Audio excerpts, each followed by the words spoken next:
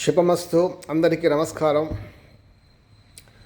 మనము అక్షరాభ్యాసము అనే కార్యక్రమాన్ని మన పిల్లలకి చెప్పించేటప్పుడు ఓన మహ శివ యహ సిద్ధన్ నమః అని చెప్పిస్తాం.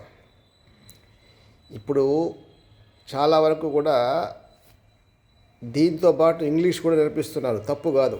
1 2 3 4 కానీ దాంతో పాటుగా 1 నుంచి 9 వరకు ఆ నెంబర్లలో ఉండే పరమార్థాన్ని కూడా వాళ్ళకు తెలియజేయాలి. ఎందుకంటే సత్యం జ్ఞానం అనంతం, నా అంతం నా ఆది. ఎందుకంటే దానికి ముగింపు లేదు, ప్రారంభం లేదు. నేర్చుకుంటే వస్తూనే ఉంటుంది విద్య, శ్రీ విద్య.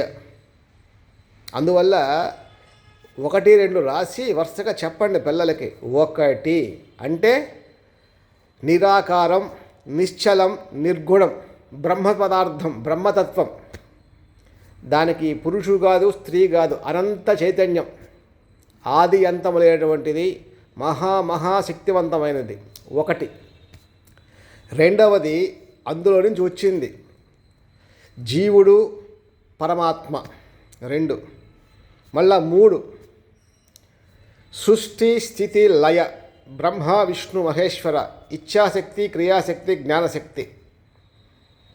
పుత్రేషణ, ధనేషణ, ధారేషణ, ఇది మాయ. మళ్ళీ చెప్తాం దీని గురించి.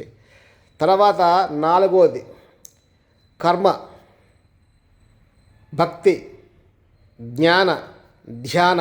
4 మార్గాలు అంటే భగవంతుని చేరుకోవడానికి.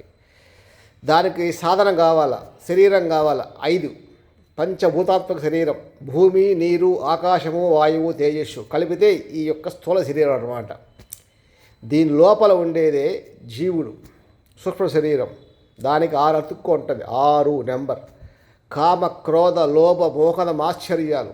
దాన్ని సమూలంగా నాశనం చేయాలి.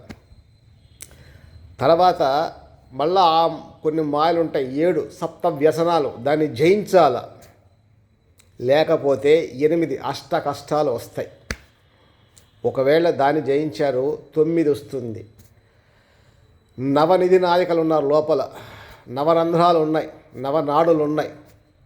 దాన్ని తెలపాల. చిట్ట చివరిది 10 అంటే 1 0 కర్మేంద్రియాలు, జ్ఞానేంద్రియాలు. దీంతో సత్కర్మలు, స్వధర్మము, సత్యనిష్ట చేసుకున్నామంటే ఆ 10లో ఉండే 0 దూచిపోతే నేరుగా మళ్ళీ 1లోకి వెళ్ళిపోతాం. అంటే బ్రహ్మంలోకి లీనమైపోతాం. ఇది సూక్ష్మంలో మోక్షపడేటువంటి యోగ మార్గం. సాధ్యమైనంత వరకు అనుష్ఠానం చేయండి, అన్నీ మీరు సాధిస్తారు. ఈశ్వరానుగ్రహ రక్ష.